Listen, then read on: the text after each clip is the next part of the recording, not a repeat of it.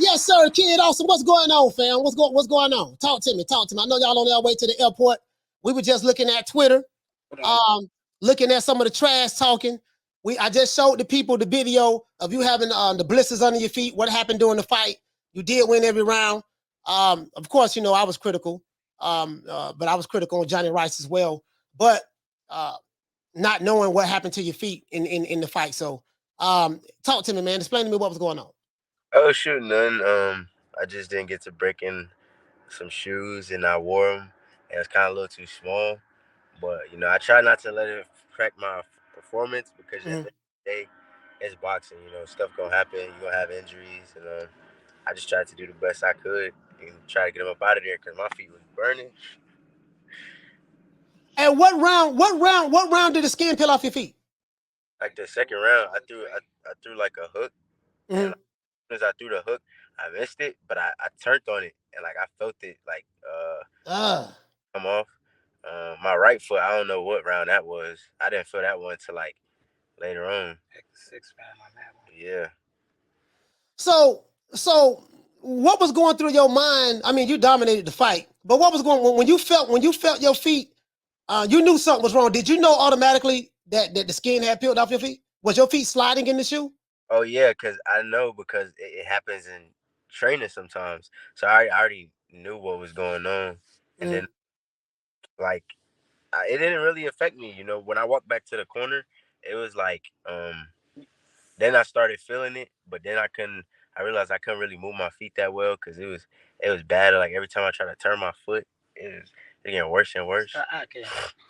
So like about the third round, he came and he said, "Dad, my feet are burning. Like my feet burning real bad. Something wrong with my feet." And so after the feet, we about to be champion. You better act like you like nothing wrong with those feet. So he went in there and did his job, but he couldn't sit on his power. Okay. Yeah. But because the way I see where the skin was peeled off at, that's on the ball of the feet, and you can't sit on that. Can't turn your power. You can't turn on that. So there's a lot going on Twitter. I know y'all don't do Twitter fingers and stuff like that, but doggone Keyshawn, I just read a whole plethora of stuff he said on Twitter. And then Devin Haney said what he said. I did see what Dev said, keep your name, he wants you to keep his name out of your mouth, stuff like that. And I like the trash talk. I like the banter. I'm not gonna lie to you. You know what I mean? I love it myself. But realistically, do you see yourself, Keyshawn Davis, and Devin Haney fighting anytime soon? I see me and Keyshawn fighting like hopefully like by the end of this year, early next year. Devin, I still Devin gonna run that and I think he's moving up to 140 too. So we'll fight catch weight. Yeah, we'll Devin see. gonna run. So hopefully we can get them fights soon. Like they talking crazy. So hey. So okay, yeah. I mean, they talking crazy now. I was speaking to your dad. He said that all he have to do is send the contract. So you with Golden Boy. Golden Boy look like they're moving you along very well. Is there a situation where Golden Boy can send Top Rank a contract to fight Keyshawn? Why would we do that, brother? I had to jump in. I'm gonna give it back to y'all. Hi, everybody. I can't see the chats, and I don't want to turn off this phone by accident. All right, so the thing is, Floyd is ranked number 10 right now in the WBA. The top 10 fighter, right? Keyshawn nowhere next to that. We don't need Keyshawn. We surpassed Keyshawn already. The only thing Keyshawn had value for is because he was an Olympian that won a silver medal that came in second place. What that mean to us? Keyshawn ain't no threat to us. But if he want to talk, we can fight. If he don't want to fight, then keep it moving. Because we coming for the belts. He say he's coming for the belts. Let's fight. That'd be a 6-figure fight for him. If he don't want to fight, just keep it going. So what the people are going to say, kid, is this. And I got to play devil's advocate on this. If you are the one that's been calling Keyshawn Davis' name out, saying that you want to fight Keyshawn, you'll beat him up, you'll do A, B, C, and D to him. Now people are going to point out and say, well, okay, now you're saying that, oh man, well, I'm just paraphrasing. With fighting Keyshawn, sending him a contract don't do anything for us. We'll rank number 10. This and that. So if that's the case, why call his name out in the first place? No, the thing is, Floyd called out more than Keyshawn. He did. Keyshawn the only one who responded. He the only one who responded. He called all the ones that's top ones. Why wouldn't he call out his peers, the top prospects? Keyshawn is an Olympian that won a silver medal. So he's the top prospect just on what he won. So why wouldn't he call out the top guy? Who he supposed to call out? The cab driver? Then they be like, oh, he calling out the cab driver. Mm-hmm. The thing is, Keyshawn sent us the terms he want, and let's fight. That's what we saying. We're not trying to go back and forth. We send a contract. They say, oh, we don't like that. Send us what they like. Him, Devin, anybody. Frank Martin, all of them. We called all of them out. Keyshawn only one popping crap. So we saying, you'll be the first one up. That's what we saying. And Golden Boy is behind us like, what's up? Floyd only got, man, we would dust Keyshawn. I know I'm rambling, but we would dust Keyshawn. And Keyshawn know that. Keyshawn ain't going to take that fight just because he didn't care with Crawford that make him good. Mm-hmm. Come on now. Yeah. All right, kid. So when do you expect to be? When do you expect to get back in the ring? April 15th. Do you have an opponent yet? Yeah, but I can't say nothing. Okay, you can't say anything. April 15th. So April 15th, maybe April 15th. Maybe. I fight sooner because we gotta redeem ourselves once his feet heal up. All right, so when you say redeem yourself, now you did dominate the fight. When you say redeem yourself, how do you score your performance this past Saturday? I give it a C. I could have did, I could have jabbed a little more, and then, it's just some light stuff I gotta work on. But at the end of the day, I'm proud of my performance because I did what I had to do to get that title. Even under some circumstances. So, I'm proud of myself.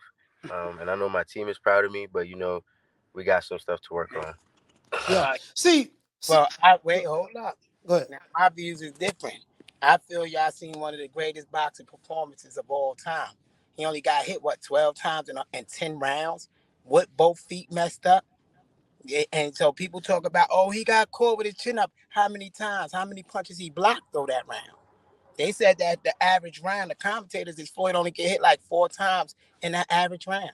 So I think he boxed a master class on somebody who was supposed to be more experienced. He fought Chris Colbert. Nobody beat that man up like that at his face like that. Mm-hmm. Nobody. And he couldn't even sit on his power. So come on, y'all seen a master class. Go back and watch it now that y'all know how his feet was. I think y'all would respect what y'all seen more. The reason he was jumping in and lunging in, he couldn't move his feet. Yeah, I gotta go back and watch that because that was if you like listen to my commentary, that was my biggest thing. I was like, damn man, why nephew keep getting hit with the backhand? He's getting hit with straight lefts. You keeping your head center line, and why you not working the jab to get on the inside in order to set up the power shots because it was there for you. But again, I didn't know that you had the skin torn off both of your feet. I didn't know that. Oh, trust me. Every time I tried to jab to get on the inside, I couldn't even, every step that just hurt. So I'm like, man, I'm just gonna lunge in real quick, get me like a quick 3-piece. Mm-hmm. But yeah, So listen, I know you guys on your way to the airport, man. How long do you know how long is the flight or? 4 hours. 4 hours. Okay, you got a 4-hour flight back. How was it at? You had the fight, co-main event. You said you're going to be back. Hopefully, you may be back April 15th. So is that going to be on the Ryan Garcia Tank Davis undercard if that fight gets finalized? We hope. Right now, it's all speculation right now because it's not finalized with Tank and them yet. So we'll find out if Tank and them get finalized. But we fighting about that date. Regardless, we fighting soon. So, okay, I know you don't know. Well, I know you can't say right now, but if you fight on that date, Ryan Garcia, Tank Davis, let's say that fight was to go down right. Do you know, will you be a co-main in that fight? We don't know yet. That's up to Oscar and them. Because Oscar is moving Floyd, so he's gonna put him where he think is right. Okay, Oscar. So, yeah, man, I ain't gonna lie, bro. I'm gonna tell you something. That's gonna be a good look, boy. If that fight can happen, if that fight gets, Which one, Devin and Floyd? Yeah, no. I'm talking about. Oh, we got a super chat. I'm talking about Tank and Ryan Garcia. If Tank and Ryan Garcia fight happened, that and you guys fight on that card with the eyeballs, because I think that's gonna be the biggest fight in boxing, even bigger than the imaginary fight that ain't gonna never happen, Crawford and Spence. But I'm saying the eyeballs that's gonna be on that fight right there. Boy, I see you guys on there, boy. That's gonna be massive. That's gonna be massive. Wouldn't it be nice if 3 promotion companies could work together and they could get Keyshawn on there too? And Kid Austin versus Keyshawn on the undercard, and that would be massive. But it's hard to get 3 promotional companies to work together. So hey man, hey listen, shout out to the Flight Sports TV. He say for dropping $250. He say shout out to Kid Austin. They send shots, we send right back. Talk facts. Okay. This brother right here, he's sending you a shout out. He's sending you a shout out. Shout out to Flight Sports TV. So I'm kind of anxious to see this fight with Ryan Garcia and Tank now, because I want to see you guys on the undercard. You said you feel like you have to redeem yourself. Why do you feel like you have to redeem yourself? Cause just like even with my feet being like that, that had no excuse with me not throwing the jab enough. You feel me? Like I could have still threw the jab more. I could have kept my hands up a little more. Just that's not me. But like I said, I don't know what I did, under my circumstances. But I know I could do way better than that and give the people, what they really came to see. I feel like I gave them their money's worth with, my foot being like that. But it could have been better. Man, I just saw the Instagram where you had one with the skin was ripped, and another one, well, both of them was ripped, but the other one was still looked like it had kind of like pus in it or whatever. You still had the burst like a blister. Yeah, I still got it. I ain't popping it. Nah. Yeah, you got to pop that, bro. I can't. I tried. No, you got to get a pin. You got to heat the pin up. This how my mom used to do when I was young. You got to hit the pin up because it's like a boil. You got to pop that and drain it, bro. If you go to the hospital, if you go to the doctor, that's what they're gonna do. They're gonna drain it. Oh, that's disgusting. Yeah, they're gonna drain it. You gotta drain that, fam. You can't leave that liquid in there like that. I'll try to do it tonight because it's still there. Yeah, you see what I'm saying? Just drain it, do whatever you gotta do, soak your feet or whatever the case may be, but you gotta drain it. And then so now next time. So I don't know who the name of the company that sent you those shoes. Is that someone that you have is that an endorsement with or something? I'll let him answer.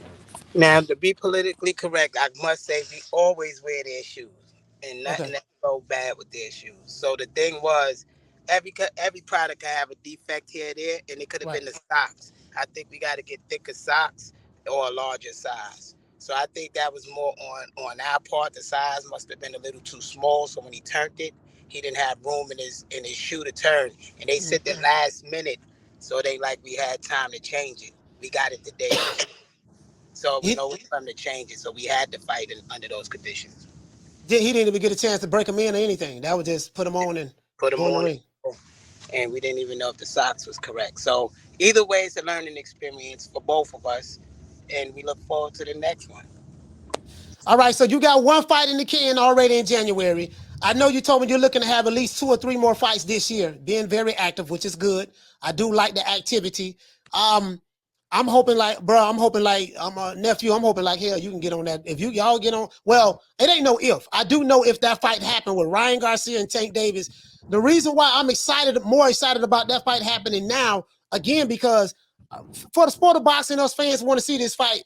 But if you can get on that undercard, and do you know who's going to handle if that fight were to happen? Do you know who's going to handle who be on the undercard? Would it be Oscar De La Hoya say, okay, we're going to have one fight? PBC going to say, we're going to put our fight on there. Like, is it going to be an alternate or how is that going to be? I don't know nothing about that. Yeah, you got to talk to De La Hoya. Hey, Pop, you got to talk to De La Hoya about that, man. No, why that matter to us? Just put us on the card. That's his business. He busy shoot. That don't concern me how many people PBC got on there or Golden Boy. That's their company. FS Promotions. We trying to get our artists on there. That's about we worrying about ours. Yeah, but no. What I'm saying is the get on that co-main. The co-main. That all depends on our opponent. Truthfully, To be on the co-main, we need an opponent that could also bring people into the stands, which is kind of shaky with Keyshawn. But anyway, that's a low blow. That's a ha-ha moment. But we need a good dancing partner to be able to get on the co-main. I think a Keyshawn, that deserves a co-main. That would be a big thing. I believe, there's a couple more out there that would probably be a main, co-main fight. But it can't be a taxi driver. They'll still be televised, but not co-main, cab driver. Man, that'd be crazy, bro. Man, bro, that'd be. Hey, boy, y'all got me excited now, boy. Either him or Chris Colbert. If they throw a PBC fight in there, give us Chris Colbert. He's a former champion. That would be a good fight. Him and Floyd on a co-main. Has Chris moved up to lightweight yet? I don't know, but he could move up. The brother is like, what, 36?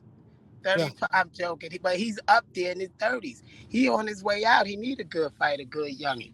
So he might as well come on. Man, listen, bro. You're right. That's phenomenal. We'll see how it play out, man. Hey, Pop, kid, I want to explain something to you. The kid, I want to see you win. I'm just being honest with you. And nephew, I definitely want to see you win, man, because I think highly of you. I had no idea. They had blisters under your feet. I didn't know that. One of my favorite fighters is Six Figure Jonnie Rice. Six Figure Johnny. I don't know if you know who Six Figure Johnny is, but Jonnie Rice, he's a 16-6 fighter. And Jonnie Rice been on this show 3 times. And when he fought, I was snapping because Jonnie Rice was. I gave him this pep talk. I told him the hungriest dog get the steak. And when he got in the ring, I say, look, Johnny, you not a top ranked fighter. They got you in here to lose. So you got to go out there and fight like you really want it. Now you did fight like you wanted it. You won every round. But I was harsh on Johnny because, I expected him to, it didn't matter to me whether he won or lost at that point, but his effort wasn't there. And he came on the show, he agreed with me. He said, man, you're right, my effort wasn't there. But Johnny landed the right hand to end the fight. He did that. And so that's how I am. Like when I rock with you, I rock with you. I want to see you win. I want to see you do well. Now you did do well. You won every round. You dominated, and you are now the WBA international champion, right? Mm-hmm. You the new, not international. Was that intercontinental?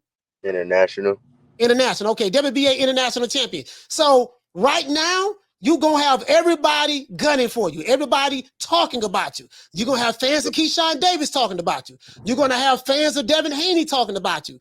This is what it's going to be. Some people going to say you're good. Some people going to say you ain't ready. Some people going to say you're an okay fighter. Some people, they're going to say all of that. So you're going to have to be built for this. The mental toughness that it's going to take. You're very athletic. You're probably the most athletic lightweight I don't see. You know what I mean? Like, just you're a physical specimen. You know what I mean? You're a physical specimen. So this what it's gonna be. You see what I'm saying? You're gonna have people that hold on. I gotta ask one thing. I didn't understand that story. What was that story about? You left us on the cliffhanger. He just left the story there. I'm like, where's it going? Jonnie Rice. Hold on, because we manifesting out there in this universe. He is built for this. They better be built for this. Mm-hmm. That's the whole thing. They ain't on his level. Mm-hmm. So why we got to be built for this? We trying to get them in the ring. He only got 12 fights. We trying to get people with 25, 35, 30 fights in, and they running. So why do he got to be built for it? That's just a correction, my brother. Here you go. No. I'm not talking about from the physical aspect of him fighting in the ring. I'm talking about on social media. I'm talking about from the mental. I'm talking about for the social media. Yeah, social media. Yeah. He was built for all of this. He was programmed to be a boxing celebrity. He's built for this. The question I'm saying is, them champions y'all got, I hope they built for it. So, when we manifest, let's keep them words correct. That's all I'm saying to all of us in this universe. All right. So the story was this. With Jonnie Rice had one fight last year, 2022. And he thanked Al Heyman. He got paid $100,000 for that fight. And that was the most he ever got paid for a fight. And he was happy. He was elated. He didn't fight again until this year. But he ended up fighting on Top Rank. So before Johnny had his fight, it was like 3 weeks before the fight, I explained to him, I said, Jonnie, you are a 15-6 fighter. I said, you go in the top rank. They got this dude named Guido Vianello, and they're picking him to win, right? Because he's a top rank fighter. Jonnie just coming in. I want to see Jonnie win. Jonnie Rice is like a journeyman in boxing. So I was telling him, I said, listen, man, the mentality that you got to have, you got married, you have a wife. I said, well, you have 2 dogs, right? You have 2 dogs who haven't eaten a meal in a week, right? And you got a pit bull on the left, you got a pit bull on the right, red-nosed pit on the left, a white and black pit on the right. I said, I'm going to drop a 24-pound T-bone steak right in the middle of both of them, right? And I'm going to let both dogs go at the same time, and they're going to meet head on to try to get to the steak. And I asked Jonnie Rice, I said, Jonnie, which dog is going to get the steak? Is it the red-nosed pit or is it the black and white pit on the right-hand side? And he said, shit, they're going to have to fight to get it. The answer was the hungriest dog is going to get the steak. So I asked Jonnie Rice, I said, how hungry are you, young man? How hungry are you? You know what I mean? He said, I'm real hungry. I said, okay, I expect to see that when you get in the ring. You know what I mean? So that was the moral of the story. How hungry are you? How bad you want it? Now, your performance wasn't like that with Jonnie. Jonnie did put it together. He ended up getting the stoppage. So I congratulated him on that. But that was the moral of the story. I didn't mean to leave you hanging. That's what I was saying, though. Are you good? But we finna get ready to run into this airport. We found it away. All right, cool. All right, man. Listen, Kid Awesome, man. Thank you so much, Pop. Pop, thank you for coming on. Let's give him a round of applause. Hey, thank you, brother. Yes, sir. Man, I'm out of here, bro. Let's go.